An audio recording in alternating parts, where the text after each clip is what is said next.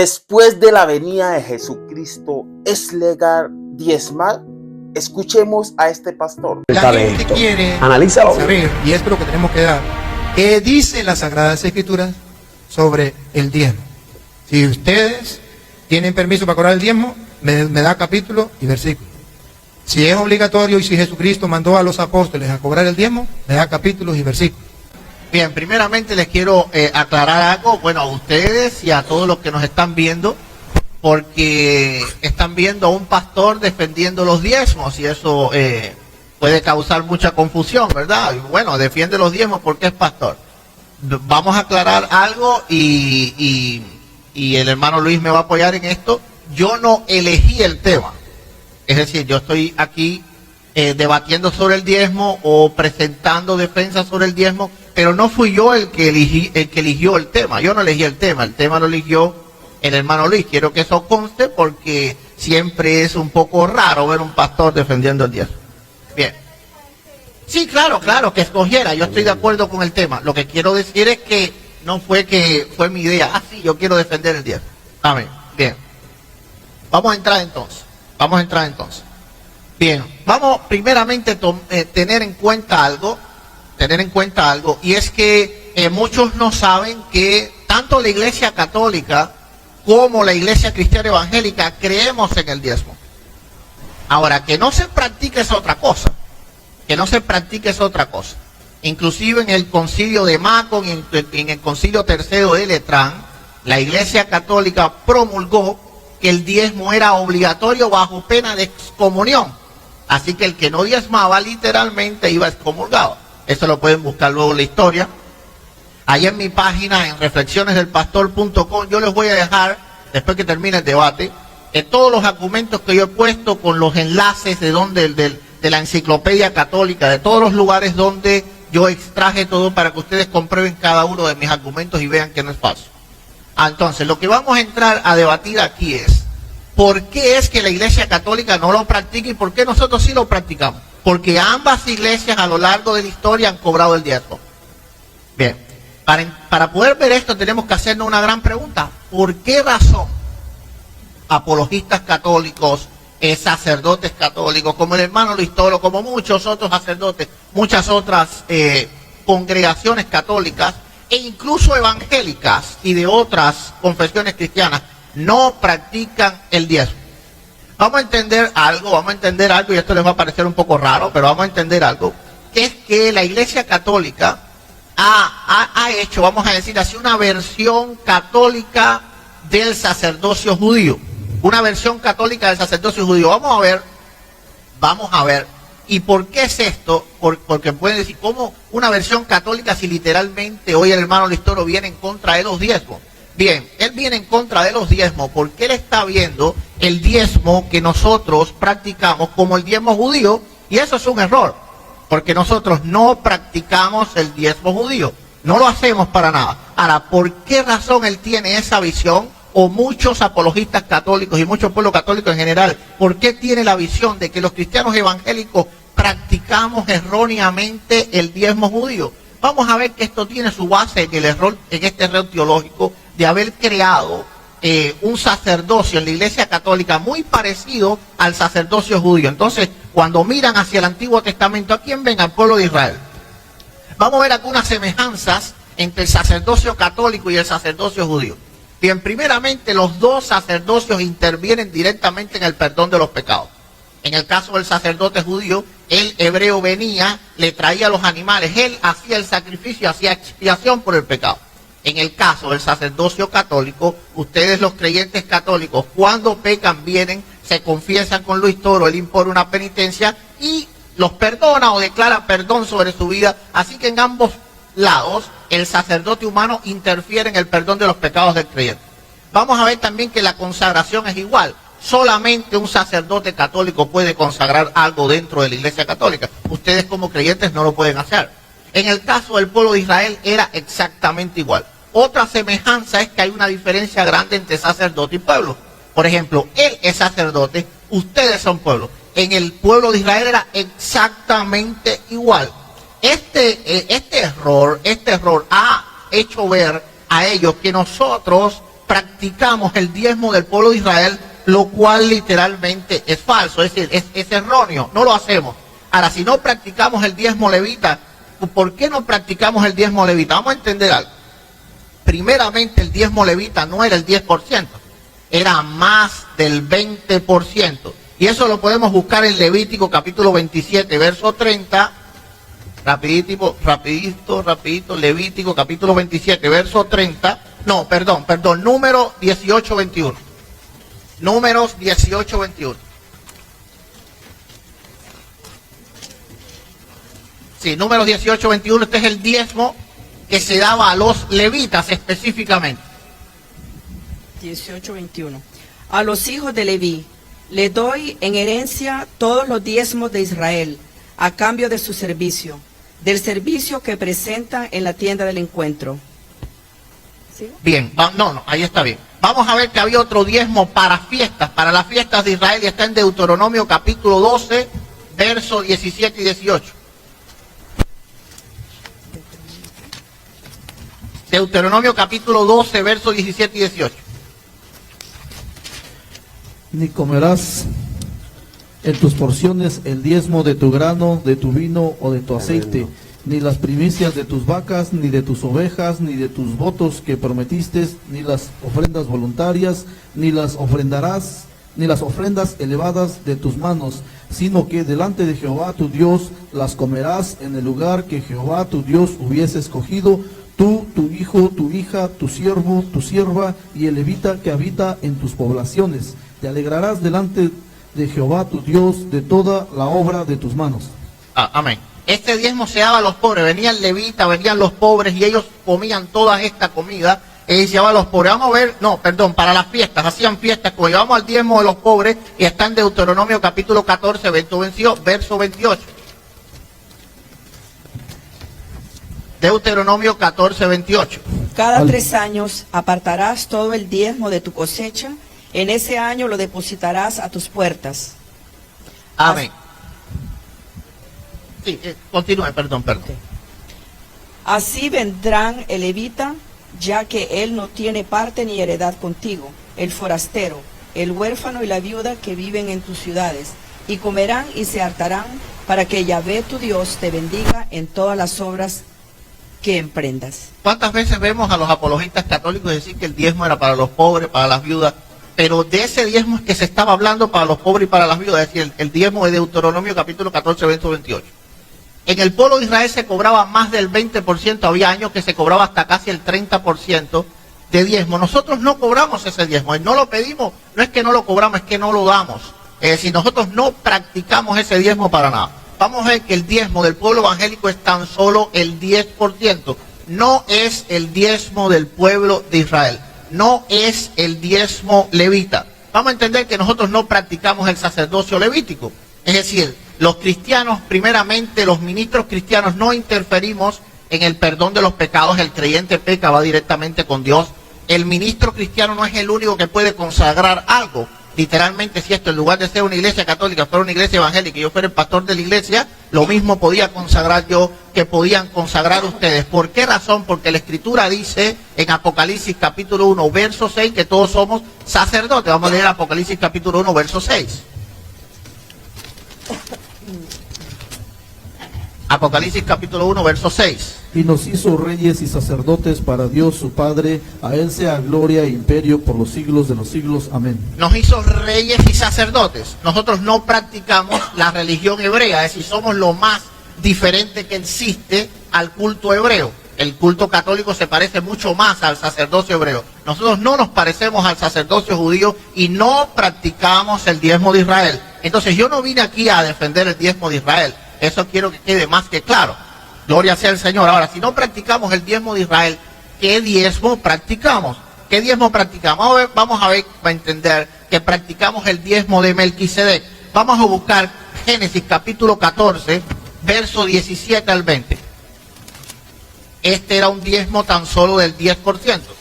Cuando volvía de la derrota de Kedor, Laomer, y de los reyes que con él estaban, salió el rey de Sodoma a recibirlo al valle de Sabe, que es el valle del rey. Entonces Melquisedec, rey de Salem y sacerdote del Dios Altísimo, sacó pan y vino y le bendijo, diciendo: bendito sea Abraham del Dios Altísimo, creador de los cielos y de la tierra, y bendito sea el Dios Altísimo que entregó tus enemigos en tu mano, y le dio a Abraham, y Abraham le dio los diezmos de todo. Abraham le dio los diezmos de todo. Vamos a ver que esto fue mucho antes del pacto del Sinaí, mucho antes de que Dios le diera las leyes a Moisés y existiera el diezmo levítico, el diezmo judío. Gloria sea al Señor. Ahora, ¿por qué nosotros seguimos practicando el diezmo de Melquisedec? Porque está profetizado en el Salmo 110, verso 4, que Cristo iba a ser sacerdote según el orden de Melquisedec. Vamos a leer el Salmo 110, verso 4.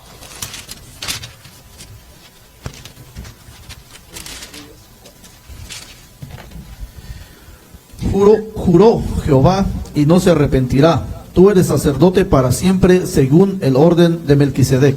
Vamos a entender que el orden de los sacerdotes de Israel era el orden de Aarón, el orden levita, de la tribu de Levita. Pero Jesús no vino de Leví, sino vino de Judá. Así que es un sacerdocio completamente diferente al sacerdocio levítico. Eso es importante que ustedes lo comprendan. Ahora, esta profecía fue cumplida en Hebreos capítulo 5, versos 5 y 6. Hebreos capítulo 5, versos 5 y 6. Así tampoco Cristo se glorificó a sí mismo haciéndose sumo sacerdote, sino el que le dijo: tú eres mi hijo, yo te he engendrado hoy. Como también dice en otro lugar: tú eres sacerdote para siempre según el orden de Melquisedec. Es decir, Jesucristo es sacerdote para siempre según el orden de ¿quién? El orden de Melquisedec. ¿Y qué recibía Melquisedec? Melquisedec recibía los diezmos, porque Abraham, el padre de la fe, le pagó los diezmos a Melquisedec. Bien, vamos a entender ahora, vamos a hacer una leve comparación entre el sacerdocio de Melquisedec, el cristiano y el católico. Bien, vamos a entender que el sacerdocio de Melquisedec es un sumo sacerdote y todos los demás son sacerdotes. Vamos a buscarlo en Hebreos capítulo 6, verso 20. Hebreos 6, 20. Hebreos 6, 20. Donde Jesús entró por nosotros como precursor, hecho sumo sacerdote para siempre, según el orden de Melquisedec. Para que haya un sumo sacerdote tiene que haber, ¿qué cosa? Tiene que haber sacerdote. El Señor dice en su palabra que Jesús entró como precursor, el primero. Nosotros veníamos después. Y entró ¿bajo qué orden? Bajo el orden de Melquisedec, no bajo el orden de Leví. Está bien claro. Ahora, vemos que en la Iglesia Católica hay un sacerdote solamente. Y está el pueblo entero. Él es el sacerdote, él es el que consagra. Él puede decir que ustedes también lo son, pero si lo fuesen podían hacer todas las cosas que él hace. Ahora, en mi iglesia, en cualquier iglesia evangélica, el creyente puede hacer exactamente todo lo que puede hacer el pastor. Absolutamente. Es decir, absolutamente lo puede hacer. Nosotros practicamos el sacerdocio de Melquisedec, no el sacerdocio levítico. Vamos a entender esto, que los diezmos, es decir, nosotros no practicamos el diezmo de Israel, sino el diezmo de Leví, es decir, el diezmo de Abraham. Gloria sea al Señor. Vamos a estudiar esto más profundamente. Ahora vamos a ver qué va a alegar o qué puede alegar el hermano Luis cuando él venga en su intervención. ¿Qué puede alegar sobre esto? Porque seguro está que no se va a quedar con la boca cerrada. Va a tratar, gloria sea el Señor. Él ahí se está embullando y embullando, pero vamos a ir allá. Entonces yo lo voy a recibir con los brazos abiertos. Y ahora voy a exponer cómo lo voy a recibir. Bien. Primeramente, lo primero que él puede hacer es atacar al diezmo judío. Es decir, que era para los levitas, que era para los pobres, que era tan solo el alimento. ¿Cuántas veces el católico ha sido enseñado en esto? Los cristianos evangélicos cobran diezmo y eso era tan solo en alimento. Bien, ya expliqué que nosotros no practicamos el diezmo de Israel. Así que lo que él hable en contra del diezmo judío no nos va a afectar absolutamente en nada, porque vamos a estar hablando de cosas muy diferentes. Completamente cosas muy diferentes. Abraham no le diezmó en frutas a Melquisedec. Vamos a entender eso. Bien, así que eso es un argumento inválido en este debate. Si él debate contra un mesiánico, si él debate contra un judío, entonces sí, pero está debatiendo con un cristiano evangélico. No practicamos el diezmo de Israel. Hay que entender eso. Bien, lo otro que puede hacer es atacar al sacerdocio de Melquisedec, como que ya no puede recibir diezmos, es decir, su derecho a recibir diezmos, y para eso puede usar una, vamos a decirle, falacia, no porque él use falacia, sino porque esto se ha usado mucho, y es la falacia de la única vez. Es decir, muchos dicen que la única vez que Abraham diezmó fue del botín de guerra. Entonces de lo único que se puede diezmar es del botín de guerra. Porque esto es una falacia, es decir, es un argumento falso, porque no existe otra referencia para compararlo. Por ejemplo, si Abraham hubiese ido a ver 3 o 4 veces a Melquisedec, y de las 3 o 4 veces una sola hubiese diezmado el diezmo del botín, entonces había referencias con que compararlo. Pero si es la única vez que ellos se encuentran en toda la escritura, y si yo usara esa falacia, pues diría que Melquisedec lo único que recibió en toda la escritura fueron los diezmos. Así que lo único que se le puede dar a Cristo son diezmos. Fuera una falacia, la falacia de la única vez, porque no hay otra referencia. Entonces espero que él no use esa falacia, pero si la usa, entonces ya está explicado. Gloria sea al Señor. No existen referencias para poder comparar, por lo tanto no se puede usar el argumento una sola vez.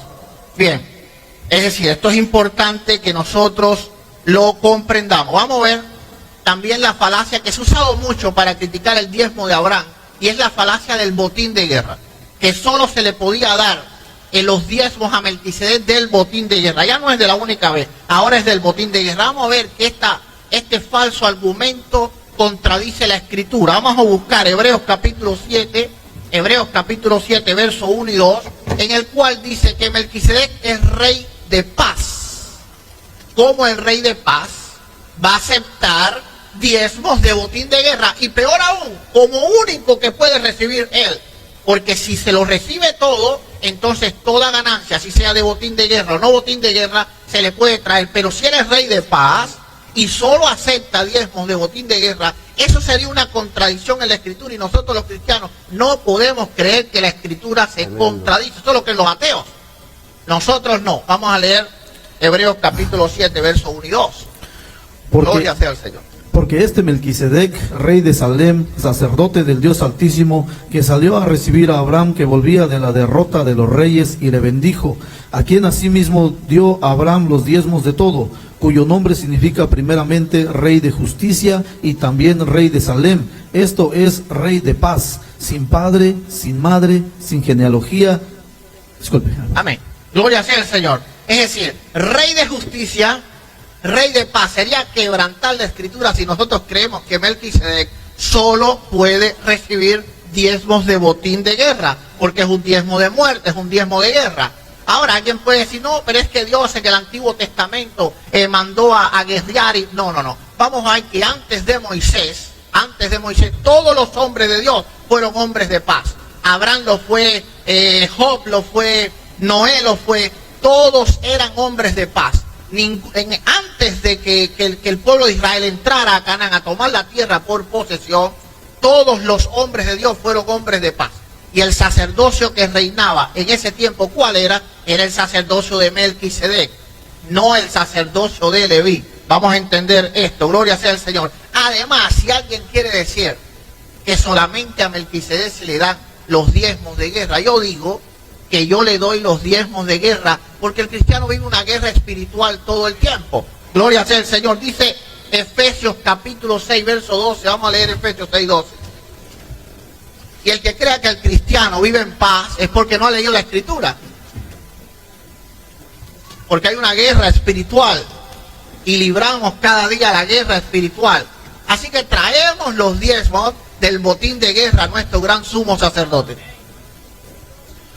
Porque no tenemos lucha contra sangre y carne, sino contra principados, contra potestades, contra los gobiernos de las tinieblas de este siglo, contra huestes espirituales de maldad en las regiones celestes. Ahora podemos hacernos una pregunta. ¿Pidió Melquisedec los diezmos? No lo hizo. ¿Y entonces por qué Abraham se lo dio? Porque era una ley. Es decir, era una ley. Si no te piden algo, ¿tú lo das? No. A no ser que tú sepas que sea lo correcto hacerlo. Ahora, Melquisedec no vino y le dijo a Abraham, dame los diezmos. No lo hizo. Sino que Abraham, cuando se encontró delante del gran sumo sacerdote de nuestra fe, alabado sea el Señor, se vio en la obligación de diezmar. No hubo predicación. Melquisedec no le tuvo que decir a Abraham, tienes que diezmar porque si no le robas a Dios. No. Abraham era un hombre de fe. Y los hombres de fe actúan y obran conforme a la ley de Dios siempre. No hay que convencerlos de obedecer. ¿Cuántos están entendiendo? Gloria sea el Señor. Ese amén fue muy poco. Gloria sea el Señor. Ahora, si solo se diezmaba de botín de guerra, y vamos a seguir hablando de eso porque sé que él puede usar ese argumento, ¿por qué Jacob diezmaba de todo? Vamos a leer Génesis capítulo 28, verso 22. Jacob es el nieto de Abraham. Seguro que lo conocen. Y esta piedra que he puesto por señal será casa de Dios, y todo de lo que me dieres, el diezmo apartaré para ti. De todo lo que me dieren, aquí hay un problema. Aquí hay un serio problema. Porque dice de todo, vuelve a leer esa parte. De todo lo que me dieres, el diezmo apartaré para ti. Tírenle foto.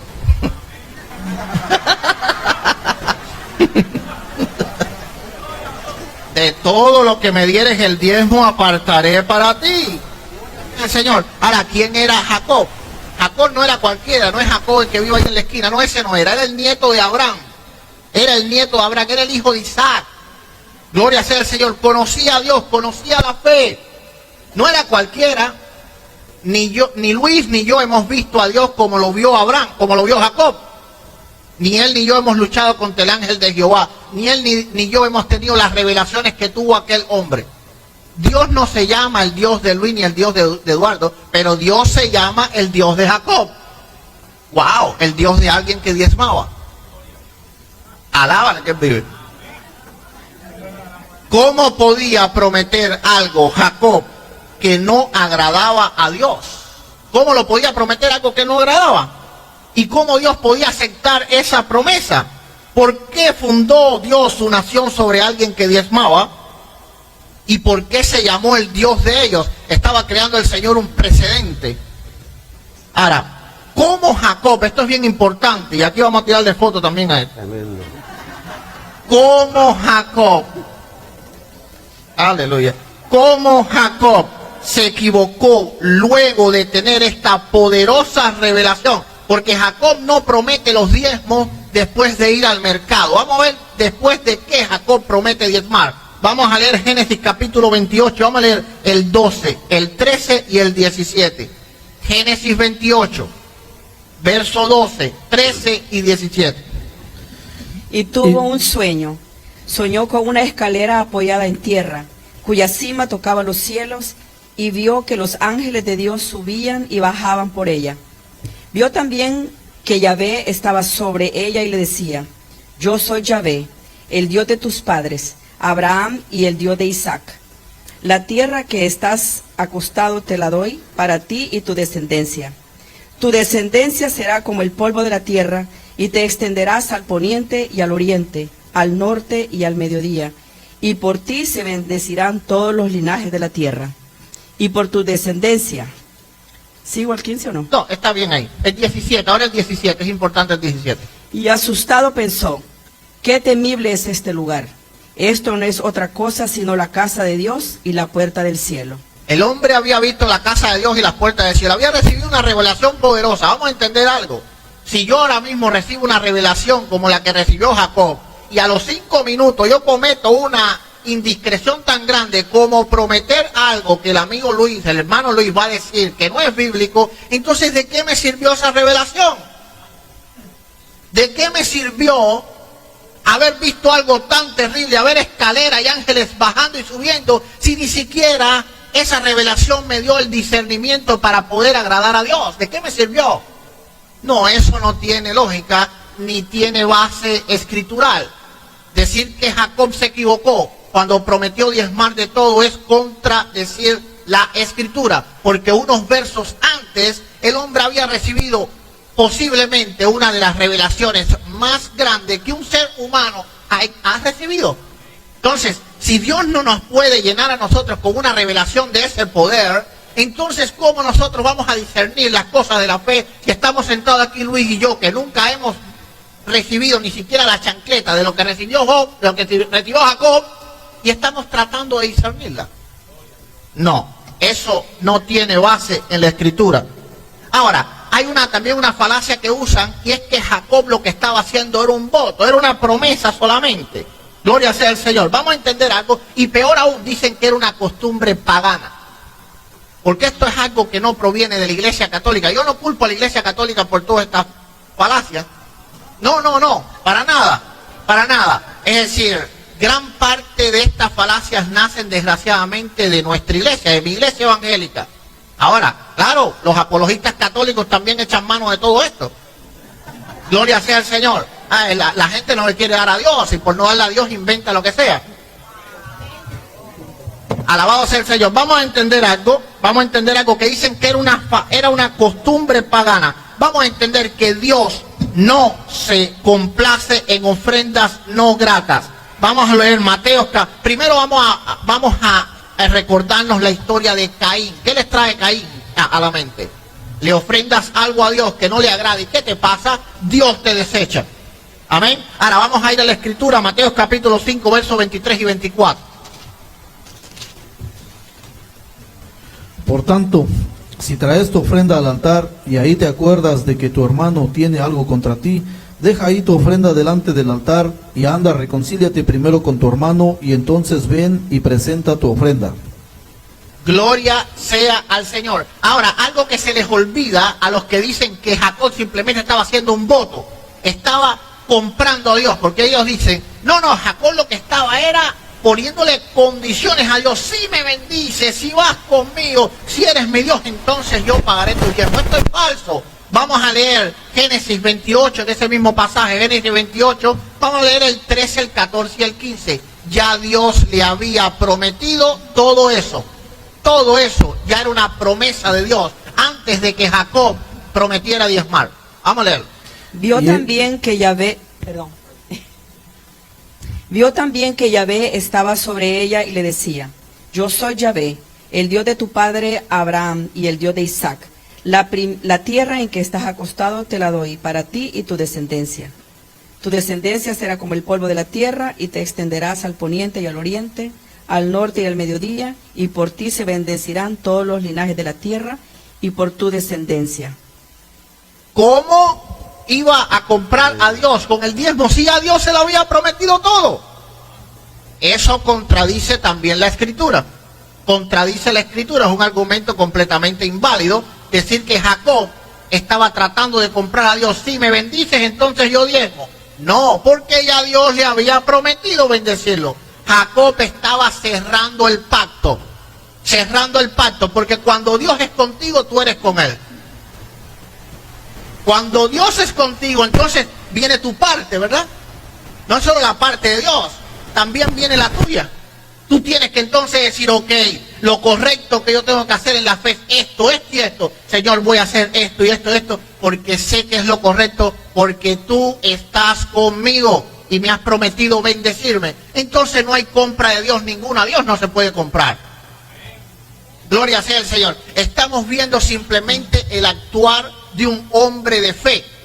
El actuar de un hombre de fe que sabe que Dios le ha favorecido y entonces él va a cumplir, gloria sea al Señor, todas las cosas que él tiene que hacer. Es decir, dos de los hombres más importantes de la fe, ojo, diezmaban. Estas van a ser unas preguntas bien importantes para hacerle a Luis. No está obligado a responderla, esto es solo, y no se la hago tan solo a él, sino a todo el que esté en contra del diezmo. Bien, son preguntas muy sencillas, pero hay que tirarle en foto también. Gloria sea al Señor. Aleluya, alábale que vive. ¿Por qué Abraham diezmó el 10% y no otro por ciento? Parece una pregunta sencilla, pero ¿por qué no diezmó ofrendó el 9 o el 19 o el 25 o el 32? Vamos a entender algo que si leemos ahí en Génesis capítulo 14, vamos a ver que Abraham no quería nada de eso porque él le entrega todo lo demás a los reyes. Así que bien, Abraham pudo haberle dicho a Melquisedec, te doy el 90% de todo, pero no lo hizo. Solamente dio el 10%. Tírale foto a ese número. Tírale foto. No es necesario, gloria sea al Señor. Ahora, sí, Génesis 14.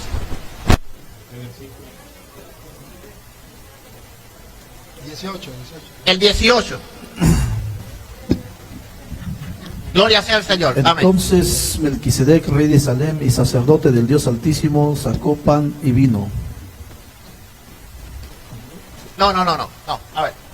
Cuando volvía, 17, cuando volvía de la derrota de Kedor, Leamor y de los reyes que con él estaban, salió el rey de Sodoma y lo recibió en el valle.